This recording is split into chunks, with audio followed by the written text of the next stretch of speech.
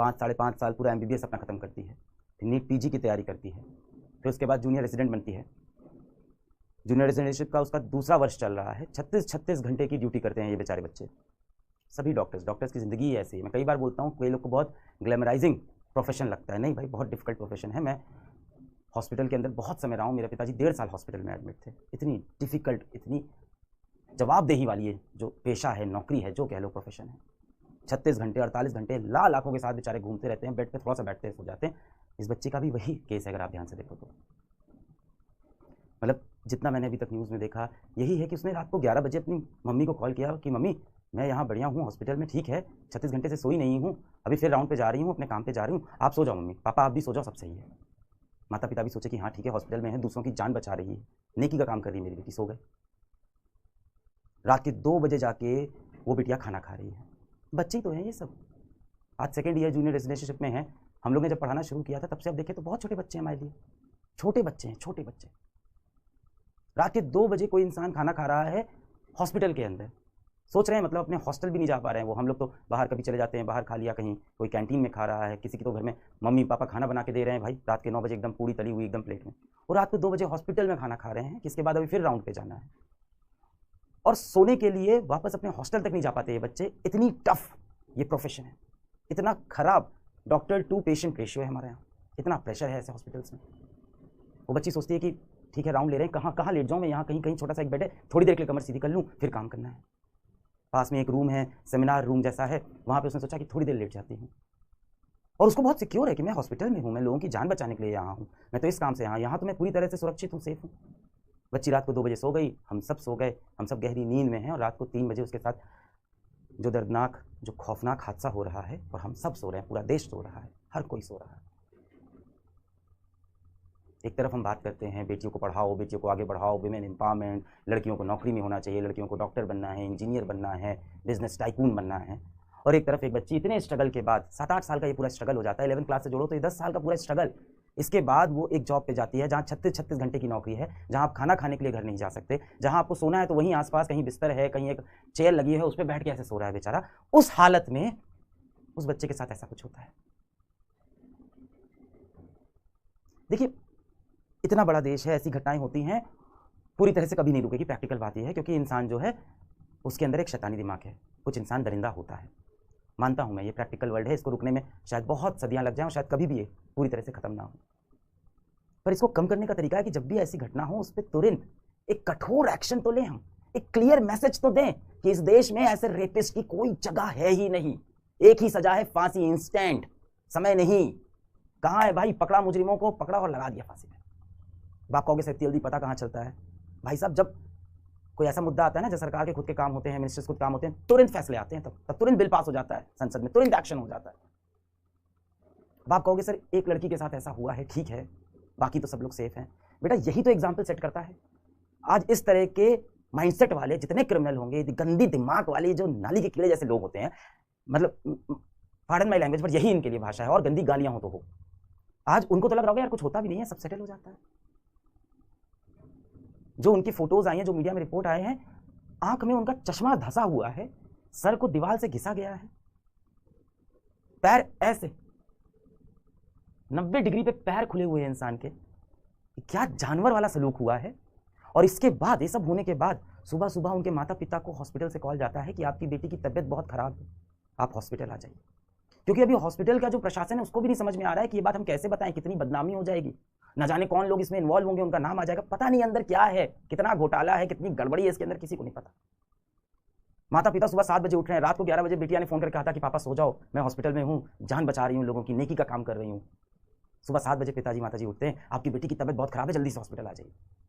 इसके बाद वो जब दूसरी बार कॉल करते हैं तो उनको पता है क्या बोला गया, कि आपकी बेटी ने आत्महत्या कर ली, सुसाइड कर ली है। ये दिखा रहे हैं कि लड़कियां कहीं ना कहीं मानसिक संतुलन सही नहीं, डिप्रेशन में थी। आज तो पोस्टमार्टम रिपोर्ट आ गई है, पूरा साफ है कि इसके अंदर रेप हो रखा है बच्ची का। पर पहले क्या एकदम मामले को दबा दो, क्या है, कुछ नहीं है, कुछ नहीं, सुसाइड हुआ है, डिप्रेशन में थी। हाँ ठीक है, वर्कलोड ज़्यादा है, डिप्रेशन में थी, सुसाइड कर लें। माता पिता जब हॉस्पिटल पहुंचते हैं तो उन्हें हॉस्पिटल के अंदर जाने ही नहीं दिया जाता। घंटा, 2 घंटा, 3 घंटा, 4 घंटा वो हॉस्पिटल के बाहर खड़े हैं, अपनी बेटी को नहीं देख पा रहे, अपनी मृत्यु बेटी को नहीं देख पा रहे, उसकी शक्ल नहीं देखने दे रहे। क्या हो रहा था अंदर इस समय? क्या हो रहा था? प्लानिंग चल रही थी कि कैसे संभाला जाएगा, कैसे इज्जत बचाएं हम हॉस्पिटल की, कैसे इज्जत बचाएं हम इस स्टेट की, कैसे इज्जत बचाएं हम सरकार की, कैसे इज्जत बचाएं इस पूरे सिस्टम की। बाहर एक बाप कह रहा है कि मेरी बेटी को देखने दो। किसी तरह से लड़ झगड़ के जब बाप अंदर पहुंचता है तो अपनी बेटिया को वो बिना कपड़ों के कहीं पूरे शरीर पे कपड़ा नहीं देखता है, पूरी बॉडी चोटिल है, चोट के निशान, आंख फूटी हुई है, सर पे चोट है, पैर इस तरह से ऐसे खुले हुए एकदम। तब जाके कहीं हाँ एक्सेप्ट पता कि नहीं अच्छा सुसाइड नहीं है, हाँ तो पकड़ा गया। देखिए मैं प्रैक्टिकल हूँ, ये चीज़ें हर देश में हैं, होता है, दरिंदे लोग हैं, पर ऐसी घटना होने के बाद तुरंत एक्शन लेना पड़ेगा, एक एग्जाम्पल सेट करना पड़ेगा, एक उदाहरण देना पड़ेगा कि इस देश में ऐसे लोग की जगह नहीं है।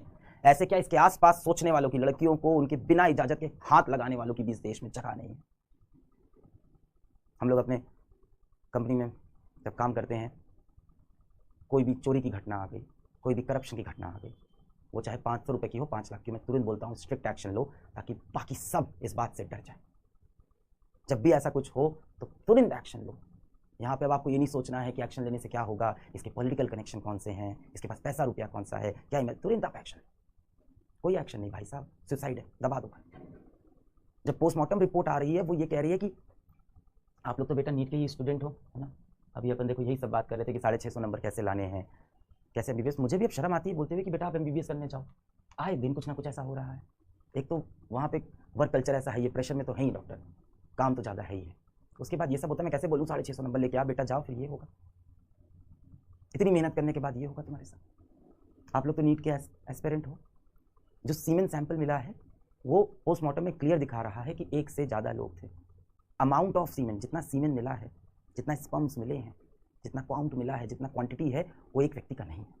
उसके बाद क्या होता है, 24 घंटे के अंदर, क्योंकि मीडिया में हाईलाइट हो गया, तो एक व्यक्ति को पकड़ा जाता है और कितनी आसानी से पुलिस कहती है कि उसके कान का एयरपॉड, ब्लूटूथ एयरपॉड है क्या है, कि उसके कान का एक ब्लूटूथ डिवाइस वहाँ पे वो छूट गया था, उससे वो छोड़ के चला गया था। और वो व्यक्ति की भी आप डिटेल देखो, वो 4 बजे सुबह हॉस्पिटल पहुंचा है, 4 बजे के आसपास, 6 साढ़े 6 पे जाके अपने घर में सो गया और अपना ब्लूटूथ एयरपॉड वहाँ पे रख के चला गया कि हमें पकड़ लेना। और पुलिस ने पकड़ा भी कैसे कि ब्लूटूथ एयरपॉड उठाया और हॉस्पिटल के स्टाफ में सबके ब्लूटूथ ऑन कराए कि देखते हैं किसके फोन से मैच करेगा। व्यक्ति तभी पकड़ा जाता है, अपना गुनाह भी कबूल कर लेता है, कहता है हाँ मैं ही था। पोस्टमार्टम रिपोर्ट अब ये साफ दिखा रही है कि एक से ज़्यादा व्यक्ति से, और ये कह रहा है मैं ही था, यानी यहाँ भी झूठ है। क्यों ये झूठ बोल रहा है, किसने इसको प्रलोभन दिया, पैसे का दिया, धमकी दिया, क्या दिया? ये तो कह रहा है मैं ही था, अकेले था, मैंने किया, मुझे सजा भी दे दो। अब ये मुद्दा सीबीआई पे चला गया है, पर अब सीबीआई पे जाते जाते इतने सबूत मिटा दिए गए हैं। जब 3 घंटे तक पिताजी अंदर नहीं आ रहे हैं, पहले बोल रहे हैं आपकी बेटी की तबीयत खराब है, फिर बोल रहे हैं आपकी बेटी ने सुसाइड किया है। जिस कॉलेज में ये हुआ है उस कॉलेज की प्रिंसिपल का बयान नहीं आया। हाई कोर्ट ने यही बोला कि भाई जिस कॉलेज में वो रखा है उस कॉलेज का जो हेड है, जो उस कॉलेज का डायरेक्टर है, जो उसका प्रिंसिपल है, उसका बयान नहीं है। उस कॉलेज के प्रिंसिपल ने तुरंत रिजाइन कर दिया कि हम रिजाइन करते हैं, साफ इसको हटाओ यहाँ से। हर मुद्दे में यही होता है, टॉप पे जो होता है उसको रिजाइन करा दो। उसके बाद कहीं आसपास में उसने वापस ज्वाइन भी कर लिया है। जो एक कल्प्रिट है, अपराधी है, उसके मोबाइल फ़ोन से डिटेल निकल आएगी, लोकेशन निकल आएगी, नहीं आ रहा है। अब सीबीआई के पास मुद्दा गया है, खींचेगा मुद्दा, चलता रहेगा। नहीं, बहुत अच्छा काम कर रहे हैं आप लोग, आवाज़ उठा रहे हैं। आपने ये बोला बैच के अंदर, मुझे बिल्कुल दुख नहीं है, कोई डिस्ट्रैक्शन नहीं, कोई टाइम, ये टाइम वेस्ट है। किस लिए कर रहे हैं सब पढ़ाई, ये टाइम वेस्ट है। नीट की तैयारी करके जाके ये सब वो बच्चों के साथ, कोई कॉर्नर केस नहीं है, कोई अकेला केस नहीं है जो हुआ है देश में। इससे देश में हर रोज बहुत से केस होते हैं और ये सारे केस रुक सकते हैं। मैं बता रहा हूँ रुक सकते हैं। इंटेंट चाहिए, कड़ी सजा चाहिए, इंस्टेंट एक्शन चाहिए। क्या डर फैलता है लोगों के अंदर कि भाई इस देश में माफी नहीं मिलेगी, सोचना भी मत छूने की, डर लगता है लोगों को फिर सजा से। पर नहीं, इसको चल रहा है, इसके पीछे, सबके पीछे पॉलिटिक्स चल रही है। इसकी गलती, उसकी गलती, इस सरकार की गलती, उस स्टेट, अरे हर स्टेट में होता है ये। आज इनकी सरकार लेकर उनकी सरकार आएगी, सब जगह होता है ये। अभी हॉस्पिटल के अंदर से भी ज़्यादा लोग बात नहीं कर रहे हैं, सबको डर है अपनी नौकरी का। भाई एक आम इंसान क्या करता है, अपना रोटी पानी, जिंदगी, बच्चा, बीवी, उसको बच्चे को भी तो स्कूल भेजना है। हमें उम्मीद होती है हर इंसान आवाज़ उठाए।